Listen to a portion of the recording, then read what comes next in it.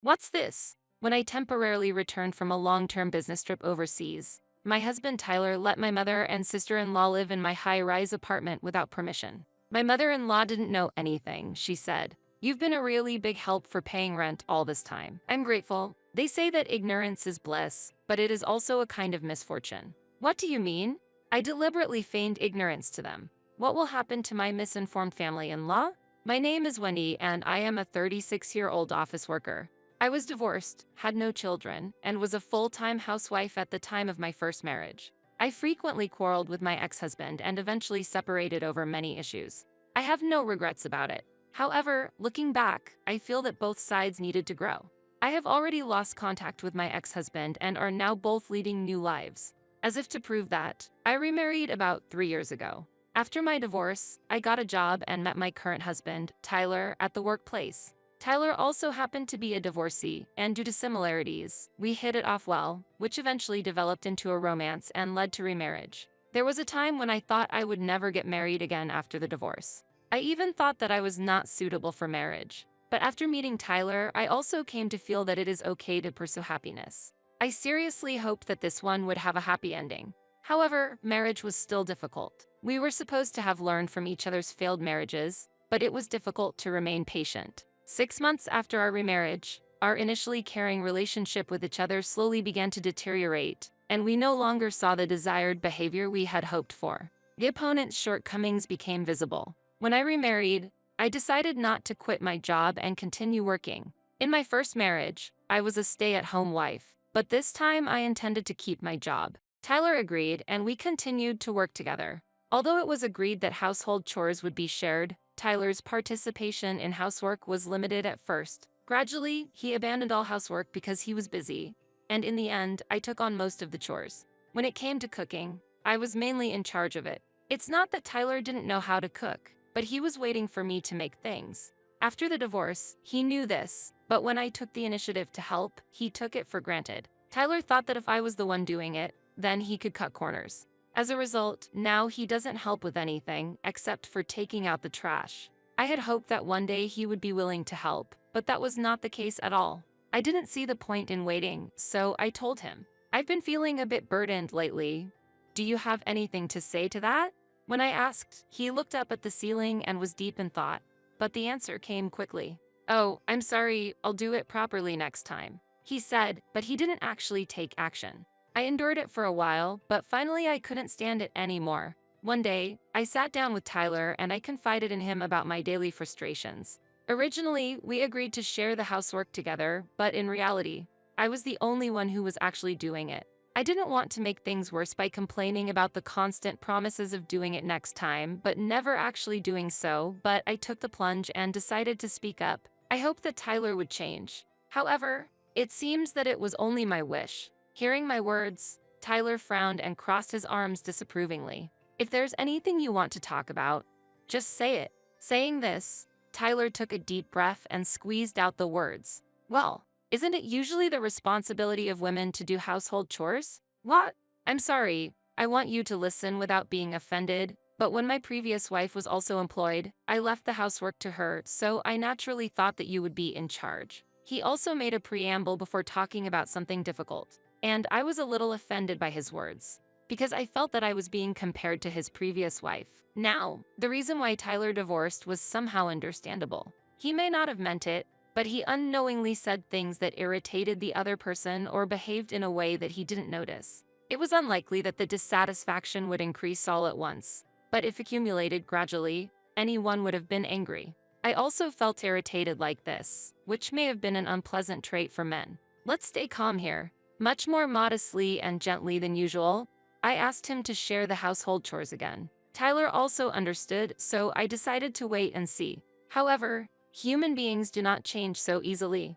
Despite my request, within 2 weeks the situation had reversed. Busy, tired, and out of hand, enumerated useful excuses, and Tyler was escaping from household chores. At this rate, it was inevitable that an argument would begin. Shortly after remarrying, tension began to rise between us. I wondered if this was the reality of couples, and looked back on my first marriage. But Tyler wasn't the only one with difficulties. My mother-in-law was also a nuisance. When I remarried, I visited my mother-in-law for the initial greetings. At that time, very heavy words were thrown at me. Tyler thinks this is his last chance. Wendy, can you take care of him?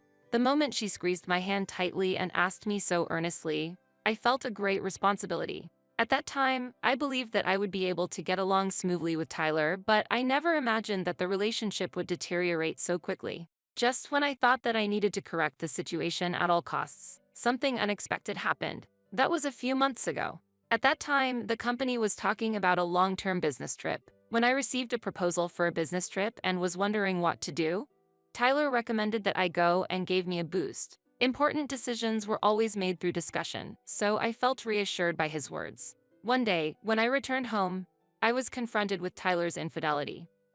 Why? 3 years have passed since I remarried this year. A few days ago, I was planning to eat at a delicious Italian restaurant for our wedding anniversary, but I couldn't keep up with the sudden scene. Tyler seemed to be happy when he left the room with his cheating partner, but when they found me in the dark living room with the lights off, they both cried out in surprise. I'm home. Tyler, can we talk for a moment? Tyler and his partner looked at each other and nodded slightly, and he walked towards me. The cheating partner left the house in silence. Tyler, who stood in front of me, apologized profusely. I'm really sorry. What? I haven't heard anything yet. What does this mean? I asked him what he was apologizing for because he apologized first. Then he began to explain the details of the affair. His lover was a junior at work, and they often worked together late on projects he was in charge of. At first, it seems that it was intended to be a one-time thing, but it looks like they met many times and had an affair in the end. I recorded this conversation to avoid any discrepancies later on. I didn't expect him to confess so honestly, but I think he had no way out because he got caught in the act. I've pretty much figured out what's going on. I'm sorry, but I'm thinking of separating. Can you leave? What? What happened so suddenly? You know my mom is coming to visit, right? Of course I know, but I can't help it, right? It's urgent. At these words, Tyler's face stiffened and he turned his head. If it's my husband's house, I won't complain. However, this high-rise apartment was where I lived since before I remarried. In other words, it was not property of husband and wife. At that time, I decided to take a long-term business trip. It wasn't a change of pace, but I wanted to calm my mind by focusing on something else. I told Tyler to leave while I was on a business trip. He begged for the last time. Please, I'll take care of all the housework, so. I'm sorry, I'm not generous enough to tolerate infidelity. I just want some time to think about it, so I just want you to be grateful that I don't ask for a divorce right away. Tyler was speechless. After that, I went on a business trip. My mother and sister-in-law often visited. But what will happen when they find out the truth? It's hard to imagine, but they will probably contact me. After returning from a business trip, the opportunity to return home for a short period of time arose. However, there was no family waiting for me. My marriage to Tyler continued, but nothing had been decided about my future yet. I was hesitant to give our marriage another shot. I thought I had learned from my previous mistakes, but it ended up being a failure again, and this time due to cheating. This situation was worse than last time. Above all, I despised cheating. It was hard to forgive, and I was considering divorce myself. I was also aware that this would lead to a second divorce. I thought it might be a good idea to meet him at least once when I returned home, so I decided to contact Tyler after returning home. When I got home, I felt uncomfortable with the unnatural noise. Why was there so much noise? Tyler should have already left the house, but when I entered the house carefully. Oh, Wendy, it's been a long time. What are you here for? What's this? What is this situation? To my confusion, my mother-in-law said, now that you've accepted the divorce, have you calmed down? I couldn't grasp the meaning of her remarks. What did her words mean? At that time, my mother-in-law told me something unbelievable. I've heard that you cheated on Tyler and went to the other man. What? I thought you were caring because you were both remarried, but your actions were disappointing. Honestly, I was disappointed. Really? Tyler made the wrong choice. My mother and sister-in-law put everything into words. I was trying to grasp the situation from what they were saying. Why are they in this house? Why do they think I'm cheating? Gradually, the facts began to surface. Was Tyler lying? But there is also an advantage to this situation. Even though you are gone, this residence is in your name, right? Finally, my mother-in-law mocked me. You've been a really big help for paying rent all this time. I'm grateful. They say that ignorance is bliss, but it is also a kind of misfortune. What do you mean? I deliberately feigned ignorance to them. What are you talking about? It's not me who was cheating. It was Tyler. I notified you about living apart, but what's wrong with that? They looked at me and stopped in amazement. Tyler was cheating? That's a lie, no? I interrupted my mother-in-law and said, has Tyler ever presented you with evidence that I am cheating?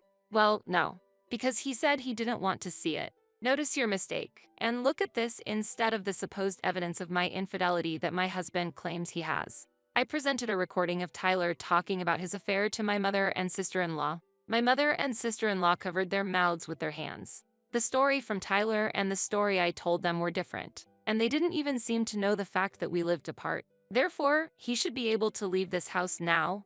But why are you here? My mother-in-law responded to my question a little later. He didn't want to be alone because he was anxious, so he suggested that we live with him. I'm here because of the same reason. They seem to be quite free to act. I had no other choice. I immediately contacted a lawyer and made a request. I had already consulted a lawyer before the trip and was ready to make a request. I'm going to spend tonight somewhere else. Against my mother and sister-in-law, I decided to take a fairly clear position. Return to your original residence by tomorrow, or we will take appropriate legal action. I strongly told them. When they heard these words, their complexions immediately turned pale. The next day, the situation took a sudden turn, and Tyler suddenly contacted me. From the messages he sent me, there was a clear sense of impatience, and I could see that there was probably a lot of pressure from my mother and sister-in-law behind it. And the next day, when I met him as promised, his eyes were almost closed, and it was clear how mentally cornered he was. You look pretty tired. Did you have any trouble? When I asked, his appearance was so heartbreaking that I couldn't help but laugh, even considering the facts I knew.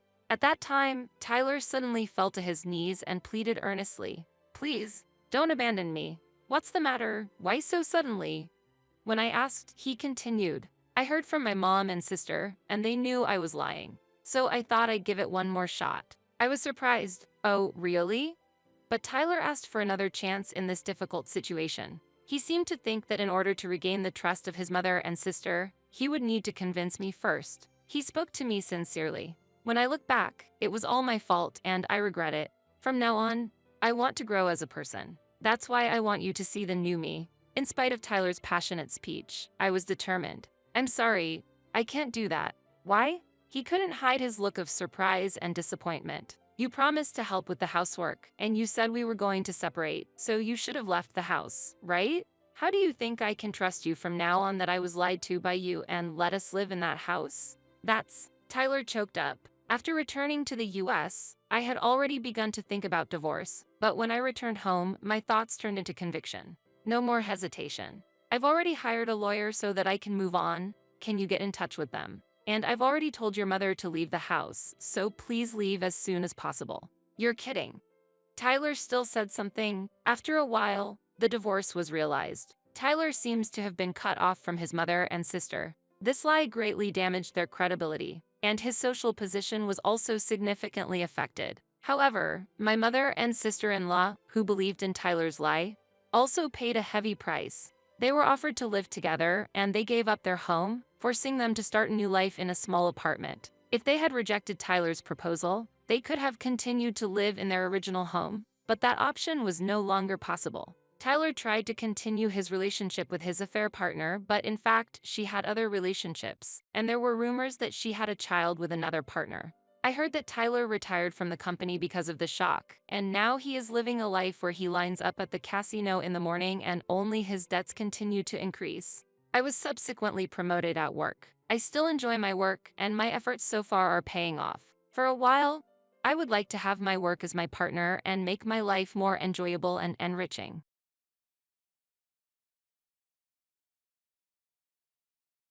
It seems my husband has been possessed by an evil spirit. This house will be given to Jenny. If you disagree, let's divorce. To think that the house I bought would be given to our eldest son's spouse. You better leave this house quickly. Ha. My husband sided with his daughter-in-law. I will put the house under my name. A monthly repayment of $1,800 is possible. Ha. My eldest son is also on his wife's side. Well, I'm no longer attached to such a dirty house. Then, as you all say, I will leave this house. You three will suffer from now on. Be on the lookout for what's about to happen. My name is Dorothy, and I am 60 years old. I hold a senior position in a leading company and have a higher status than usual. I live with my husband, Frank, who is 2 years younger than me. Last year, we renovated our house in preparation for the future. Our house was built by my father and has aged and deteriorated over the years. Therefore, we wanted to improve the living conditions to spend the coming years comfortably. However, considering our age, the monthly repayment amount is somewhat high at $1,800. But since I am an executive at a large company, the chances of passing the loan screening are pretty high. Frank works in management at a medium-sized restaurant but earns less than me, so the loan is more likely to be approved in my name. My salary alone makes it difficult to continue with the house loan. This house, originally belonging to your father, is currently registered in your name. I'm sorry, but could you take on the full amount of the loan? In return, I will contribute more to the household than before. After such a discussion, we decided to renovate. The renovated house has become more comfortable to live in, almost like a different place. It's very pleasing to know that by renovating the house I've lived in since childhood, I can continue to live here for a long time. I never imagined that the day I would leave this house would come. It was sudden. My cell phone vibrated. I'm getting married. My son Steve told me over the phone. Steve is 31 years old and works as a middle manager in a leading company. My eldest son, who has always been an excellent student, devoted to his studies and club activities, has continued to be enthusiastic about his work as an adult. That might be why I have never heard about his romantic relationships. I was very curious about the woman he was considering marrying. I wonder what kind of person she is. If Steve chose her, she must be charming.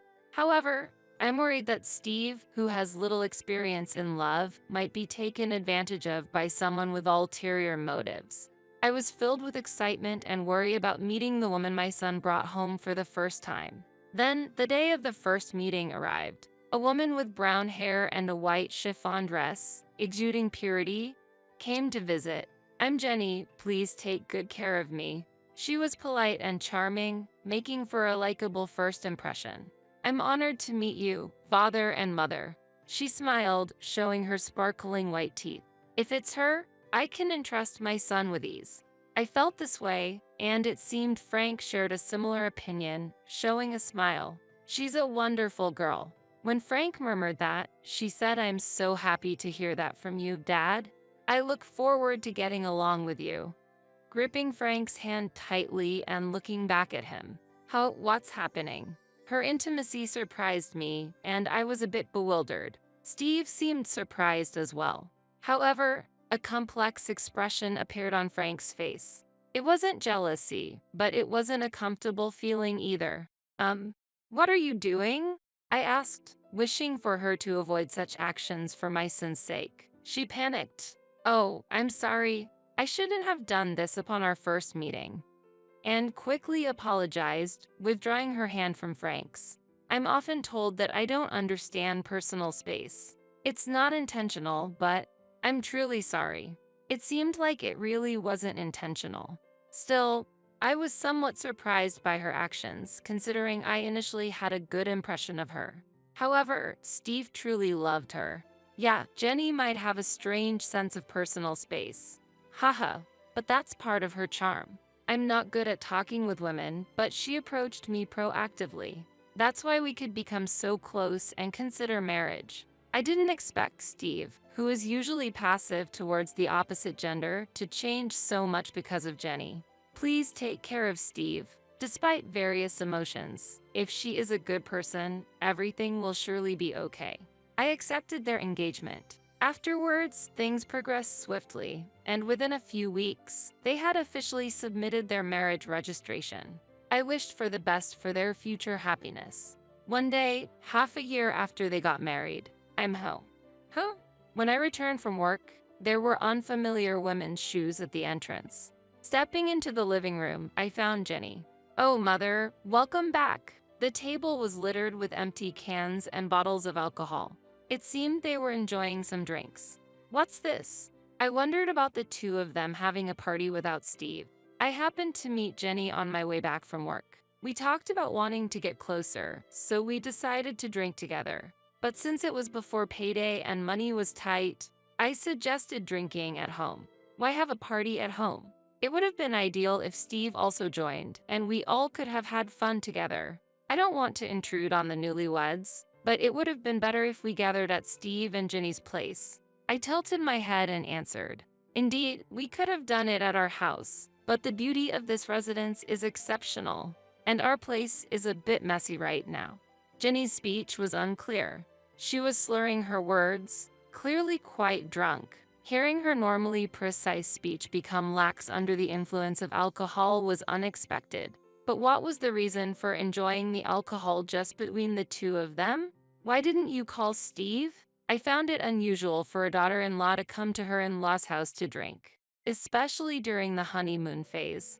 After seeing them together, I started to look for Steve. Steve is currently busy with work and working late into the night. Because of that, I've been feeling very lonely. Jenny said, starting to cry. "It's okay, Jenny, you've done nothing wrong. The problem lies with Steve, who leaves you alone despite being newlyweds." Saying this, Frank gently stroked her head. "What, father? What is this situation? I feel increasingly uncomfortable." "Look, Frank, Jenny is Steve's wife. It's wrong to do this, especially to Steve." I scolded Frank for his excessive behavior. And then, suddenly, "Oh, don't be so harsh on father." Jenny stood up for Frank. "What?" I reflexively uttered in surprise, confused by her statement. I had a lot I wanted to say, but the day's fatigue made everything feel bothersome. "I'm going to take a bath. Please clean up after yourselves," I said with a sigh and headed to the bathroom. Afterwards, I called Steve to explain the situation, and he replied that he would leave work and come to pick her up immediately. Jenny's behavior seemed very odd to me. However, the fact that Steve rushed over to get her showed me how deep his affection is towards her. But I couldn't shake off the feeling that their future domestic life might be somewhat troublesome. Reluctantly, I decided to give advice about their future life when Steve arrived. While lost in thought in the bathroom, quite some time had passed. Returning to the living room with a somewhat dazed mind from the heat, Steve should have already picked up Jenny, but oddly, despite coming by car, they both seemed to be enjoying alcohol. "Steve, you came by car, right? Why are you drinking?" I asked, to which Steve, appearing drunk and cheerful, replied, "Actually, Jenny told me to drink, and it turned out we're staying over tonight. It's good news that my son is staying over." However, the unexpected accompaniment of his wife was somewhat concerning. The decision felt quite abrupt. "What?" I was inwardly astonished, but Steve had already drunk alcohol. "Hey, Mom can drive you. It's okay." I didn't want the daughter-in-law to stay over. Despite feeling tired, I offered to drive them home. However, Steve said, "Come on, it's okay. You're tired too, right? Why don't you join us for a drink instead?" With an innocent smile. At that moment, I found myself speechless without any room for argument. Haha, huh?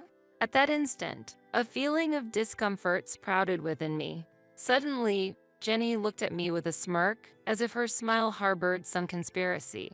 Could it be? It seemed like she was laughing at my puzzled appearance. "It's just my imagination, right?" I truly hoped it was a misunderstanding, but in reality, her plan had already been set in motion at that point. The next day, Jenny apologized deeply for her missteps multiple times. "I am terribly sorry," she said before leaving, and I felt like peace had finally been restored, overwhelmed by fatigue. But when I returned home that day, Jenny was there again. Steve was nowhere to be seen.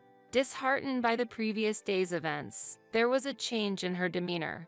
"I'm sorry for the inconvenience again, but I really wanted to apologize in person," she said, handing over some sweets. "I too lost my composure yesterday. I'm truly sorry." Frank seemed regretful as well. Seeing their remorse, I decided to forgive them this time. "I appreciate it." Jenny seemed genuinely relieved, but perhaps because the situation was quite awkward, she stopped visiting our home afterwards. Honestly, I did not want to get deeply involved either, so I was grateful for that outcome. Then one day, Frank, with a serious look, said, "I have something to tell you." As I waited in the living room, wondering what was going on, Steve and Jenny visited for the first time in a while.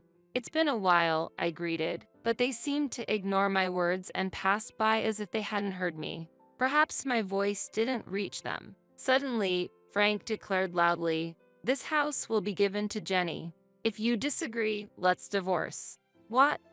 I was astonished. The discussion of transferring the house to Jenny came out of nowhere. It was a baffling situation. While I was confused, Jenny said, "Please leave this place." What does she mean? I'm confused. Wait a minute. What do you mean by transferring the house to Jenny? I asked, to which Frank replied, "You've been making Jenny suffer, haven't you? That's unforgivable. She's such a good girl. Making her suffer. There's no such fact." However, Frank refused to listen to my argument. "Shut up. I heard it from her. That's why she was crying, saying she couldn't go home." Frank continued angrily, with Jenny shedding tears. "Why has it come to this?" Then Steve also burst out in anger. "I never thought my mother could do such a thing. You're horrible." The more I denied, the angrier they became, and Jenny's tears didn't stop. "That's why we're going to divorce. Leave this house immediately.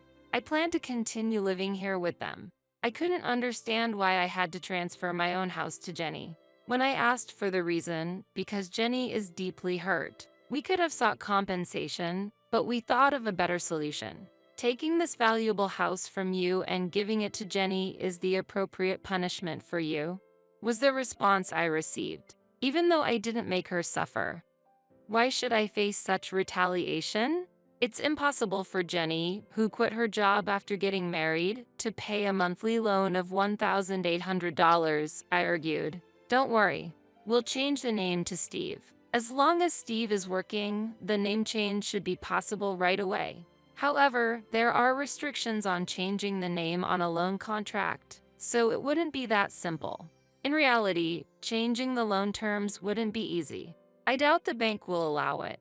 When I counted, Frank said, "Don't worry, not only you, but Steve also works at a letting company. Plus, I have an acquaintance at the financial institution where you have the loan. If I talk to him, it should go smoothly." Appearing fully convinced. "Yeah, a monthly repayment of $1,800? Piece of cake." Influenced by Frank's confidence, Steve also agreed. Gradually, the reality of transferring the house to them became apparent. I've said it many times, but I didn't do anything to her. There's no way I'm handing over this house. As I strongly objected, they became furious again. I was fed up with this situation. Then Jenny, who had been crying all this time, spoke up. "Mother, for the sake of us and our unborn child, please," she pleaded while caressing her belly. Unbelievable. "Mom, Jenny is actually pregnant right now. If her mental state becomes unstable, it could lead to the worst-case scenario. That's why I hope you can be a bit more lenient." Steve revealed the fact of her pregnancy. Indeed, stress during pregnancy should be avoided. However, being forced to transfer my home based on unfounded accusations is unacceptable. My heart was filled with turmoil. "I need some peace and quiet," I said, leaving the scene for the bedroom. Could I have unconsciously made Jenny suffer? I pondered while lying in bed when I found a strand of brown hair on the bed. What's this?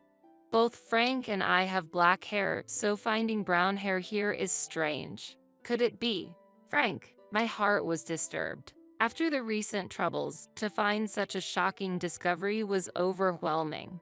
I was getting confused. What's in the world? I cried myself to sleep. Waking up late at night, I was headed to the living room when I heard voices inside. Apparently, Steve and Jenny hadn't gone home yet. I wished I could have joined the evening drink. Someone said, "But Jenny, you're pregnant. You need to refrain," was the response. Hearing Frank and Jenny conversing joyfully, it felt like there was no space for me. My heart was heavy due to Jenny's inexplicable complaints. Standing frozen outside the living room, suddenly, an intimate sound reached my ears. "Ah, Jenny, I love you." Frank's voice. Stop it, Frank. If Steve and Mother find out, Jenny replied. Shocked, I was disturbed by what Frank and Jenny were doing. What on earth is happening? Don't worry. Steve is completely drunk, and Dorothy has been cooped up in her room all this time. She must be asleep by now. Haha, they were discussing. Haha, maybe she's angry and hiding under the bed? How funny. Haha, they laughed together. The brown hair I found was probably Jenny's. This is very unpleasant. What were they doing on my bed where I slept? I felt sick. They intend to push me out and secretly enjoy themselves with Jenny. My house being used inappropriately like this. Fine. I'll leave this uncomfortable house behind. However, I won't forget this. I thought to myself.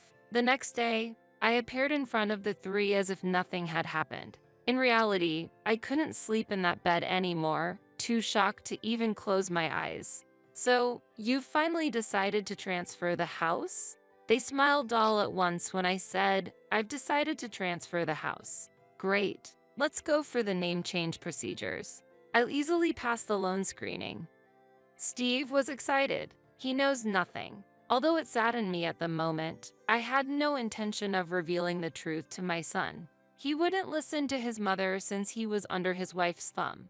At least not yet. Afterwards, busy days of divorce proceedings and name changes followed. The name change process wasn't easy, but it was eventually completed. This house is no longer yours. Haha, Frank taunted. Hurry up and leave, old hag. Haha, Jenny whispered in my ear. I felt nothing but anger. They were the ones who were supposed to leave. I intended to make them, but not before getting back at them. Letting go of the home I had lived in since I was born was painful. Yet, I could no longer feel attached to a place associated with infidelity.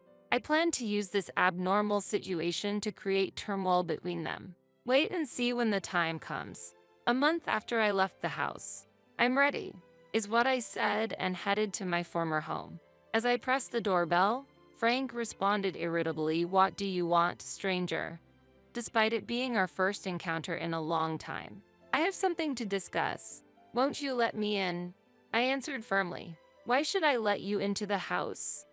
Frank stubbornly refused my entry. I have something very important to discuss, especially to Jenny. An important matter concerning Jenny? Frank's response shifted. Mentioning her name, they readily invited me inside. Using her name was the last thing I wanted. However, it was clear that Frank was heavily influenced by her, so I leveraged that. You're a stranger now. Stranger. Even though legally we're strangers after the divorce, that term felt too heartless. I was infuriated by Frank's reaction. Why are you here now? They became more guarded. I want you to see this, I said, displaying some photographs. What is this?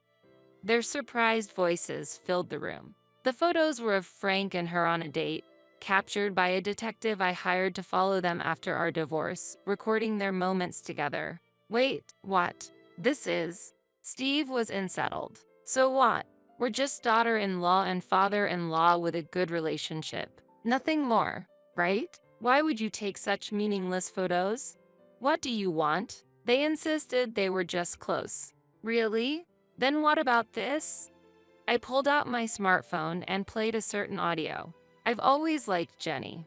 Keep your voice down, or Steve and my mother-in-law will hear. Their voices and inappropriate sounds were recorded. What's this? On the day I discovered their relationship, I had secretly recorded their conversation. You're just misunderstanding. Frank desperately tried to explain. Misunderstanding? This is clearly a problem. Steve erupted in anger. Jenny just looked down.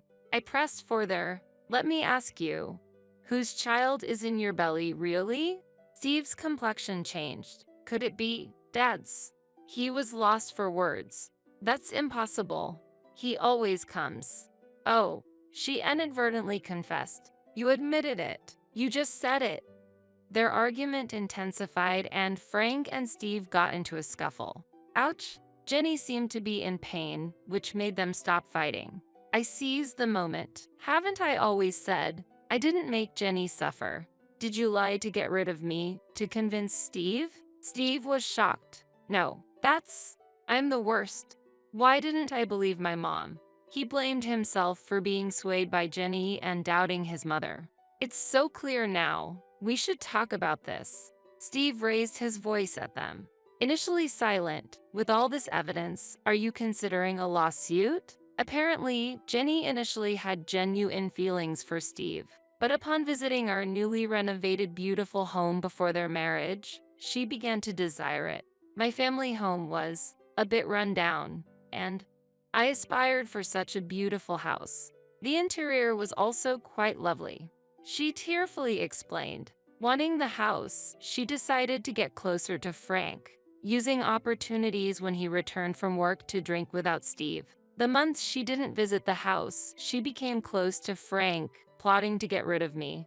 You could have just suggested living together from the start. When I said that, she remained silent before finally responding. I don't have a positive impression of mothers-in-law. My own mother and grandmother were always fighting, and my grandmother constantly bullied my mother. So, I wanted to avoid living with my mother-in-law. Getting rid of you was the only solution to live comfortably in a beautiful house. If she had such an image of a mother-in-law, she wouldn't want to live together. But to go as far as taking my husband. However, how did Frank perceive this situation? I knew I was being used, but I fell for her the moment we exchanged greetings, shook hands, and she smiled at me. Despite knowing he was being used, Frank fell in love and decided to abandon me to keep her by his side. You guys are really unforgivable, Steve said as both of them looked down, tears streaming down their faces. Steve decided to get a divorce. DNA tests on the newborn confirmed Frank as the father. I won't be paying child support, he declared, demanding alimony from them. I made a similar choice. I never thought I'd be demanding alimony from my own father. I gently patted Steve's head as he sobbed. Our lives were thrown into chaos because of a foolish woman's actions. However, the life that got thrown into chaos the most was her own, which she would regret forever. My prediction was spot on. 2 years later, she chose to continue living with Frank in a de facto marital relationship, claiming it was for the child's sake. And to work and raise her child, she had to leave her newborn at daycare. Today, Grandpa, Dad came to pick you up, huh? She seemed to attract attention from other mothers at the daycare. While the children played well together, she felt lonely not being able to make any mom friends. Additionally, when she explained her divorce and relationship with Frank to her parents, they got furious, directing their anger at Frank too. Now, she is estranged from them. This was all the result of her own choices. Meanwhile, Steve lives alone in that house. I wanted to sell it, but that would be too cruel to Mom. After all, this is the house where Mom has lived all her life. I couldn't sell a house filled with such memories. He felt disgusted by the house and considered selling it but couldn't due to guilt, possibly influenced by my repeated expressions of discomfort towards the house. He arranged for house cleaning and disposed of all possessions belonging to Frank and her. Steve, acknowledging the trouble caused by her, said, "It might be because of that woman, but I've troubled you, Mom. You might not be able to forgive me, but please let's meet up sometimes. Visit the house. And let me be a good son to you from now on." And gave me trip tickets. Steve has shown deep remorse. Although I can't forgive him just yet, I'm willing to work towards restoring our relationship. Please sign this. When I looked at the paper, I was shocked. Wait, what is this? Without faltering, Chris handed me the divorce papers. It's clear if you look at this paper, isn't it? I want a divorce. Why all of a sudden? It's not sudden. I've been thinking about this for a long time. In fact, I have someone else I love, and she's pregnant with my child. What? It was out of the blue. I was so shocked that I just stood there speechless. Our marriage has been over for a long time, hasn't it? Indeed, things hadn't been going well between us recently, but to have an affair and a child. Wait, I just gave birth and was discharged from the hospital? We were supposed to be happy together from now on. That day was the very day I had returned from the hospital after giving birth. We were supposed to live happily as a family with our newborn. Why did this happen? I hesitated about telling you today since you just got out of the hospital, but I think it's better to tell you sooner. Besides, she's pushing me to get a divorce soon." Chris said this with a smirk. His eyes were no longer looking towards a future with our family. I was shocked at his betrayal and burst into tears. I thought, what should I do? But he unilaterally notified me of the divorce, and we separated. 5 years have passed since then. One day, at a big shopping mall, I ran into the worst person I knew, my ex. He said, "Oh, Diana, isn't it? It's been a while." I heard the voice of my ex-husband. He was the number one person I did not want to encounter. I gasped in surprise. "What's with that reaction? You've aged, haven't you? By the way, how have you been since the divorce? It must have been tough being a single mother." He started talking as if he were a stranger. His words were shockingly insensitive. "You abandoned us, didn't you?" While suppressing the anger welling up inside me, I retorted sarcastically. "I had the support of my family, so there was no problem at all without you. Why are you pretending to be strong? Your father, that small-town doctor, right? You couldn't have relied on such parents." Chris laughed, and while I remained silent, he began to boast about his own recent circumstances. "I got married to a female doctor afterward. She's incomparably better than a part-timer like you. My wife is competent, and she's 10 years younger than me. I live a rich and stable life. Jealous? Sorry, I'm the only one happy here." Chris spoke with an oppressive attitude, bursting into a large and rude laugh. "Oh, which hospital does your wife work at? Interested? Richardson Hospital. It's a famous medical center that just opened recently. You worked at a hospital too, right? You must have heard the name. Richardson Hospital. Haha." I couldn't help but smile at my ex-husband's confident speech, because that hospital is a place very familiar to me. Fate really is ironic, isn't it? Yes, I know that hospital well. Because when my ex-husband heard the truth, his face suddenly changed. "My name is Diana. My father runs a small clinic beloved by the local community, and my mother worked there as the office manager. As a doctor, my father had extremely busy days, working almost without rest for the patients who needed him. As a child, I often felt lonely due to the limited time I could spend with my family, but my admiration and respect for my father were strong. I always harbored the desire to become someone who could help many people, just like him. As an adult, I chose not to become a doctor but a nurse instead. The job of a nurse was more physically and mentally demanding than I had anticipated, and I often questioned whether I could continue in this profession for the long term. I frequently doubted whether I could build a distinguished career like the one my father had, and I struggled with anxiety and impatience. Then, a significant turning point occurred in my life. It was when I met Chris, who would later become my husband. Chris was 5 years older than me and owned a cafe near the hospital where I worked. His cafe became a place of solace for me, and during lunchtime, I would often sit at the same table, sipping coffee and brooding alone. Seeing me distressed, Chris approached me one day. "Hey, I don't know what's got you down, but drink this and cheer up a bit," he said, offering me a coffee adorned with a cute rabbit cafe art. That cup of coffee sparked new conversations between us and gradually became an opportunity for me to open up. "Here," Chris said with a smile as he handed it to me. "This one's on the house. Come on, smile," he said with a radiant smile. His warm gesture naturally brought a smile to my face. Chris's bright and positive attitude gradually captured my heart.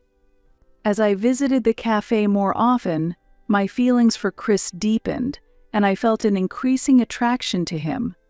About 3 months after our first meeting, I mustered the courage to ask for his contact information.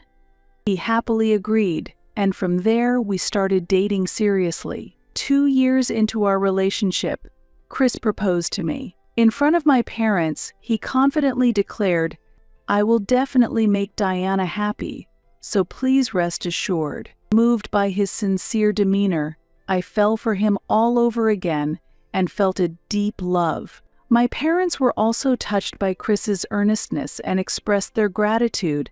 "Thank you, please take good care of our daughter," and wholeheartedly blessed our marriage. Overwhelmed with emotion, they said, "Be happy. We're supporting you."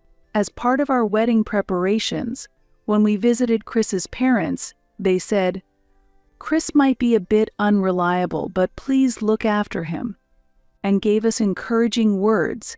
"If there's ever anything, just contact us, and we'll scold him." During our first meeting with Chris's parents, I was relieved to find them very approachable and easy to talk to. After the official greetings between both families, we had our wedding and started a joyful and fulfilling married life.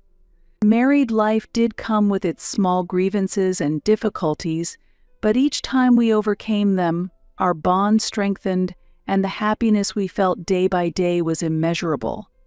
Then, 2 years into our marriage, my husband made a surprising proposal. "Why don't we make your dream come true?" Chris suddenly said. "My dream? What do you mean?" I asked in surprise. "To build our own house. Remember," he replied with a smile. "Really? You remembered that?" I exclaimed in surprise. "Of course. I couldn't possibly forget," he said confidently. I had mentioned wanting to build a house during a casual conversation when we were still dating. I was moved and very happy that he had remembered such a minor detail. "Thank you, Chris," I said, expressing my heartfelt thanks. Afterward, we went to a real estate agency and decided to look at various properties. Visiting the housing exhibition was a fun experience in itself. "Wow, look at this. This kitchen is fantastic." I pointed at a modern peninsula kitchen. The idea of cooking in such a spacious kitchen one day excited me. "Indeed, it's wonderful. Cooking in a kitchen like this would be fun. Diana, check out this bathroom too. Isn't it nice? It's so spacious you could relax and enjoy bath time every day," Chris said excitedly. As we joyfully viewed different properties, we expanded our dreams about our future home. We continued to visit properties on weekends, enjoying the time spent together discussing what kind of house we liked and admiring different styles. At the exhibition, we saw houses with various designs and features, discussing the pros and cons of each. While visiting the exhibition, we solidified our image of our ideal home. At one exhibition, we found a house with eco-friendly design features that fascinated us with its ecological considerations.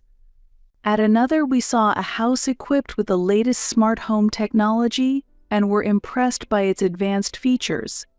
"It would be truly wonderful to live in such a house," I exclaimed. "Yes, but realistically, we need to decide which features to prioritize," Chris responded calmly. We meticulously evaluated the features of each house, striving to find the one that best suited our lifestyle. This process was sometimes challenging and filled with indecision, but the time we spent discussing it together was precious and enjoyable. Thus, we continued our discussions to find our ideal home. The time we spent together increased, and as we respected each other's opinions, we continued to dream about our future home. However, the discussion about building the house took an unexpected turn. One holiday, when we narrowed down some criteria and visited the housing exhibition again, surprisingly, we found my mother-in-law there. "Why are you here?" I asked. Her response was unexpected. "Why? Because I'll be living in the same house too." when building, it's good to include my opinions for cohabitation, right? What? I couldn't hide my surprise. When had this been decided? Chris had never mentioned living together with his mother. I quietly asked Chris, out of earshot of his mother, "Chris, what's this all about? I hadn't heard anything about your mother living with us." "Oh, did I not mention it? What?" "Last year, after my father passed away from a heart attack, my mother seemed very lonely. I couldn't overlook that. Indeed, Chris's father had passed away unexpectedly last year. It was very sudden. Chris's parents were very close, and they would always hold hands when going out somewhere on weekends. I always felt comforted watching them. After Chris's father passed away, his mother was devastated, and we were worried, but we never thought she was actually considering living with us. I understand your feelings, but about that, I didn't have a good impression of living together and was worried whether it would work out. However, I couldn't just abandon her. What should we do? In the silence, perhaps regretting that he hadn't consulted me, Chris apologized. "I'm really sorry. Anyway, my mother is happy to hear about living together, so please accept it," he said, pointing to his mother. She was admiring the modern kitchen and bathroom, walking through the exhibition saying, "This is nice," with sparkling eyes. Seeing her enjoy herself for the first time in a long time made me smile happily too. Our relationship with her was good, and I felt if it makes her a bit happier, then it's okay. Thus, our house planning meetings progressed, and eventually our dream house took shape. Initially, she often stayed in her room, looking at pictures of her late husband and sometimes shedding tears. But life in the new house seemed comfortable for her, and gradually, she began to spend more time in the shared spaces. Initially, I was tired from being overly considerate of her, but as time passed, I found a suitable distance, and I think both of us were living comfortably. However, at one time, a casual remark from Chris created a tense atmosphere. "I think it's about time we had a child," Chris said, causing both his mother and me to exchange surprised looks. "Surprised?" I said. "We don't need to talk about that now," while lightly tapping Chris's leg to urge him to drop the subject. However, my discomfort did not get through to my insensitive husband. "But you know, we've been married for 2 years now, and Mom also wants a grandchild," he said jokingly to his mother. "Yes, of course," she replied, glancing at me with a bit of confusion. "I do want children, but there's no need to discuss it while she is here. Having children is a blessing from heaven, and it doesn't happen immediately. I do want children, but it's a blessing that doesn't just happen overnight, right?" I explained calmly, but my husband responded insensitively again. "What? It's normally easy. Let's start trying for a baby from tomorrow," I sighed. A few days after my husband's insensitive remark, my mother-in-law became completely fixated on the idea of having a grandchild and started asking about children frequently. "How have you been feeling lately? Are you okay? And I prepared oysters especially for you today. Eat up and get your strength up. They're good for vitality." It became clear that not only my husband but also my mother-in-law lacked consideration. She began to pressure me more about getting pregnant. The path to pregnancy can be difficult, and it often doesn't happen right away. Months passed without any signs of pregnancy. Another year went by, and our relationship became increasingly strained. "Why aren't you pregnant yet? Is there something wrong?" my husband would accuse, while I retorted, "Don't blame it all on me. The problem might be with you." This led to frequent conflicts between us. Furthermore, when my mother-in-law added, "Diana, your sensitivity to cold could be affecting it. You need to keep warmer. I reached my breaking point. Trying to improve the situation, I suggested to my husband, "Hey, this trying for a baby is causing a lot of stress. What about trying fertility treatments? Let's get tested together." It seemed my husband felt something too because he agreed. "That sounds good. Let's try it." The following week, we went for a checkup at a fertility treatment center. A few days later, we both received an unexpected diagnosis: no abnormalities. Next, we decided to check my ovulation days and try at the appropriate times. Once the diagnosis was out, it was clear there was no issue on my part, and neither my husband nor my mother-in-law could blame me anymore. I felt relieved to have gotten tested. The results lessened my mental burden, and 2 months later, a delayed period led to the discovery of my pregnancy. When my mother-in-law heard the news of the pregnancy, she was very pleased and said, "Rest assured, I'll take care of everything at home. Take it easy and have a healthy baby." She became even more proactive in helping around the house. The change was not only in my mother-in-law but also in my husband, though, unfortunately, his change was in a negative direction. At first, my husband was happy about the pregnancy, but gradually he became colder towards me, voicing financial worries. "We have loans, and without you working, we won't have enough money." As a former nurse, I had a good income, but entering maternity leave meant a decrease in earnings. I considered delaying maternity leave, but my mother-in-law advised, "It's a physically demanding job, and we can't risk anything happening. You should rest earlier." So I decided to start my leave early. My husband seemed unhappy with this decision, grumbling, "You could have worked a bit longer. You're taking maternity leave too early. There's nothing I can do about it. Your mother is worried, and we can manage on your income alone," I replied.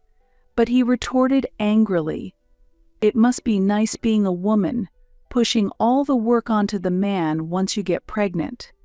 When morning sickness began, he would complain as I rushed to the bathroom, feeling sick again. It's really troublesome. It seemed that, for him, achieving the goal of pregnancy was enough, and he had little interest in what came after. The mental pressure in this situation was immense, and I often spent my days crying after he went to work. Seeing my distress, my mother-in-law kindly suggested, "Why don't you go back to your parents' house until you feel a bit calmer?" Sometimes taking some distance can help improve things. She shared that during her own pregnancy, hormonal changes often led to conflicts with her husband, and she found relief and a peaceful environment for childbirth by temporarily returning to her parents' home. Hearing this, I felt it might be wise to take some distance too. 4 months into the pregnancy, I decided to go back to my parents' home following my mother-in-law's advice. With the distance from my husband and active support from my parents, I was able to spend my maternity life peacefully. Having my father, who was a doctor, nearby also brought me a great sense of relief.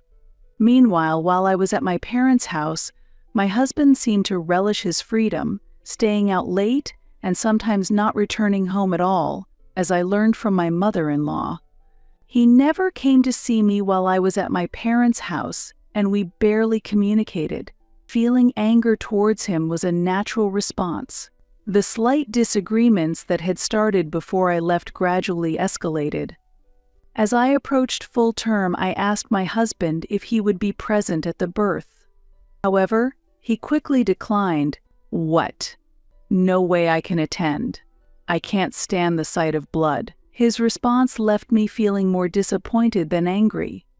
When labor began, my parents took me to the hospital, and I was fortunate to give birth to a beautiful baby girl safely. A week later, both me and my child were healthy enough to be discharged, and from that day, I decided to return to the home where my mother-in-law and husband were, the house which I had been away from for a long time. emitted a subtly different atmosphere than before. "Thank you so much for taking care of the house for so long. Welcome back, and congratulations on your delivery. From now on, I'll take care of all the household chores, so you just rest," my mother-in-law said with a slightly sad expression. While I felt truly grateful for her words, I was a bit perplexed by her unusual demeanor. With these feelings, I sat on the living room sofa, holding my daughter. That night, even as the clock struck 10 p.m., there was no sign of my husband's return. Thinking of my child, I sincerely hoped for an improvement in our relationship, although it seemed my husband had no such intentions. "I'm going to bed now. It seems like Chris will be late again tonight because of work. You've just been discharged and must be tired, right? You should rest early too," my mother-in-law said. Her voice carried a profound loneliness, and then she weakly retreated to her room. Shortly after midnight, it sounded like my husband finally came home as I heard the front door quietly open. "I'm home," he muttered tiredly, and quickly headed upstairs to the bedroom. "Welcome back. You're late today. Our daughter is already asleep, so please be quiet," I said to my husband. He glanced at me and replied grumpily, "Coming home after a long time and already nagging, huh? There's nothing I can do about it, I've just put her to sleep," I responded, and he, looking even more displeased, said, "Well, whatever. I have something to tell you." Following that, he rummaged through his bag and eventually pulled out a piece of paper, handing it to me. "Sign this." I was shocked when I saw the paper. "Wait, what is this?" Unfazed, my husband handed me a divorce petition. "It's clear if you look at this paper, isn't it? I want a divorce. Why all of a sudden?" "It's not sudden. I've been thinking about this for a long time. In fact, I have someone else I love, and she's pregnant with my child." "What?" It was out of the blue. I was so shocked that I just stood there speechless. Our marriage has been over for a long time, hasn't it? Indeed, things hadn't been going well between us recently, but to have an affair and a child— Wait, I just gave birth and was discharged from the hospital? We were supposed to be happy together from now on. That day was the very day I had returned from the hospital after giving birth.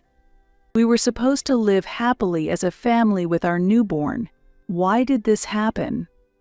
I hesitated about telling you today since you just got out of the hospital, but I think it's better to tell you sooner. Besides, she's pushing me to get a divorce soon," he said with a smirk. His eyes were no longer looking towards a future with our family. Tears spilled over due to my husband's betrayal. "What about your mother? How will you explain it to her?" "Oh, my mom? She agrees with the divorce and thinks my new girlfriend is better," he said. "What?" I swallowed a big lump in my throat. "I see. That's what it was. That explains the strange behavior of my mother-in-law. So please leave the house. I own this house. Preferably go back to your parents' house by tomorrow. I've already told Mom you'll be leaving tomorrow." "What about your daughter? She's your flesh and blood too, isn't she?" "Right, the child. But I already have another child now, so I'll leave her upbringing to you. We'll talk about child support and property division later. Is that all for now? I'm busy," he finished. With that, my husband began to stuff my belongings into trash bags and left them by the front door. It seemed he was in a hurry to kick me out, and so the divorce proceeded unilaterally. A few days later, I negotiated the division of assets and child support through a lawyer. It all totaled up to $80,000, but my husband didn't seem particularly perturbed. "That amount is fine. I'll pay it all at once, so please don't bother us," he said, half-jokingly laughing. I was surprised that he could afford to pay in one lump sum, Although I wondered where he had managed to get such funds, I was relieved that I no longer had to deal with him. Yes, I have no interest in you or your mistress anymore. Just one thing. I want you and her never to come near me and my daughter again. If you can't do that, know that I have my own ways to deal with it." My husband frowned slightly and agreed, "That's fine." A week later, he transferred the money into my account as promised. Thus, our marriage abruptly came to an end. 5 years have passed since then, and I am now 35 years old. My daughter, born during that tumultuous time, is already 5 and will be starting elementary school next year. After the divorce, I moved back to my parents' house with my daughter and am still living with them. With the support of my family, I resumed my career as a nurse after giving birth. Life is busy, but with my lovely daughter, each day is enjoyable. One day, while in a large shopping mall, I accidentally ran into him, the last person I wanted to encounter. "Hey, isn't that Diana? Long time no see," he said. I heard the voice of my ex-husband, the last person I wanted to meet. I gasped in surprise. "What's with that reaction? You've aged, haven't you? By the way, how have you been since the divorce? It must have been tough being a single mother." He started talking as if he were a stranger. His words were shockingly insensitive. "You abandoned us, didn't you?" While suppressing the anger welling up inside me, I retorted sarcastically, "Thanks to my family's support, there was no problem at all without you." "What are you pretending for? Your father, that small-town doctor, right? You couldn't have relied on them." My ex-husband laughed mockingly. His sneering words made my anger rise and my hands trembled. I wanted to hit this terrible man right then and there, but I knew that wouldn't change anything. Unpleasant memories from the past flashed through my mind, and I fell silent. While I remained quiet, he began bragging about his current life. "After we split, I married a female doctor. She's incomparable to a part-timer like you. My wife is capable and 10 years younger than me. We live a wealthy, stable life. Jealous? Sorry, I'm the only one happy here." His high-handed attitude was accompanied by a loud, rude laugh. Hearing this, I understood why he was able to pay such a substantial amount in child support and property division at the time of our divorce. It must have been because his affair was discovered, and the father of his mistress must have handled it. "Foon, that's good for you." That's why I could pay the money immediately. Once my mother found out my mistress was rich, she quickly agreed to the divorce. So that was it. It was surprising not just that my ex-husband would behave this way, but that my mother-in-law had been influenced by money. "Oh, which hospital does your wife work at? Interested?" "She works at Richardson Hospital. It's a newly established, well-known medical center. You've worked in hospitals before. You must have heard of it. Richardson Hospital." Ha ha ha. I couldn't help but smile at my ex-husband's confident speech. That hospital is a place very familiar to me. Fate really is ironic, isn't it? Yes, I know that hospital very well. After all, it's my father's hospital. "Your wife, she's working at my father's hospital." "Huh, what? Your father owns that?" "Yes, he started it a few years ago with the help of a friend. Remember my maiden name, Richardson." "Wait, your father is the director." "Yes, he is my father." "That's ridiculous. I knew my wife had recently moved there, but I had no idea that the director of such a big hospital was your father." But I still had questions. "Your wife, she recently transferred to Richardson Hospital." Right. Well, yes. I can't believe it. But your wife's name is Claudia Harris, isn't it?" "How do you know my wife's name?" "It was an unbelievable fact. That Claudia Harris was my ex-husband's mistress was hard to believe.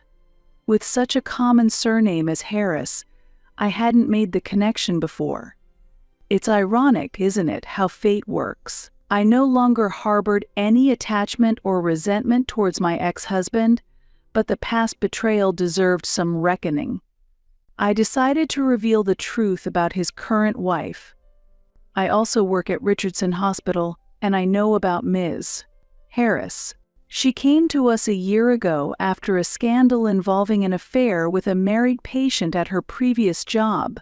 An affair with a married patient. Weren't you aware? Sorry, but that incident is quite well known at our hospital. It was revealed at her previous hospital that she had a relationship with a young patient, which caused a huge uproar with his wife. It was settled amicably, but you didn't know about that. No way, Claudia. Doing such things. My ex-husband turned pale, seemingly stunned. He seemed to recall something, muttering, really, at that time. So that time as well, come to think of it, right after Ms. Harris transferred, I remember a girlfriend of a male high school student who was hospitalized started yelling in the hospital room that Dr. Harris had harassed her boyfriend. Going after a high school student, that's really something. There are rumors she likes younger guys. What? What does that mean? Affairs with married patients harassing high school students? And to think Claudia doesn't do anything with me. That's strange. No, I don't care about her not doing anything with me right now. It's utterly incomprehensible. My ex-husband was clearly confused and overwhelmed by the revelations. It was an indescribable scene. It's funny, isn't it? Didn't even know about it. Maybe she lost interest because you've gotten older. Or perhaps with all the lovers she has, she doesn't need you anymore. Just like someone else from your past. Both of you have a preference for younger ones, I said while struggling to hold back my laughter. My ex-husband couldn't say anything, just stood there dumbfounded. Later, I decided to share an update about my current situation with my ex-husband. Actually, I have a new partner now. He's a doctor at Richardson Hospital, a wonderful man. My father really likes him too. My daughter is almost old enough to start school and she's absolutely adorable. He treats her very well, and we are filled with happiness every day. Sorry for being so happy, I told him. Unable to hide his irritation, my ex-husband countered, "There's no way my wife would do such a thing." But I just quietly walked away. What goes around comes around indeed. After the birth of our daughter, my ex-husband left me to marry a young and attractive doctor. However, his new wife had her own issues, often engaging in affairs with younger men. Had my ex-husband not spoken to me at the mall that day, I might never have learned her secrets. It's ironic. 2 months later, Claudia Harris had to change her workplace again due to a harassment issue. She wasn't stripped of her medical license, but was forced to transfer due to inappropriate behavior towards young patients. The hospital's investigation revealed multiple incidents of harassment, with patients reporting, "Dr. Harris persistently touched me, and she asked to touch my body." As the director, my father decided to transfer her to avoid any further damage to the hospital. After her transfer was confirmed, my ex-husband, realizing the truth of what I had told him, confronted her. This led her to admit the affairs and harassment, and after a fierce argument, they ended up divorcing. Their child stayed with Claudia, and my ex-husband started a new life with his mother. Meanwhile, I live each day feeling blessed with a loving partner, adorable children, and supportive parents. Actions always come back to you. I am committed to living honestly and correctly moving forward.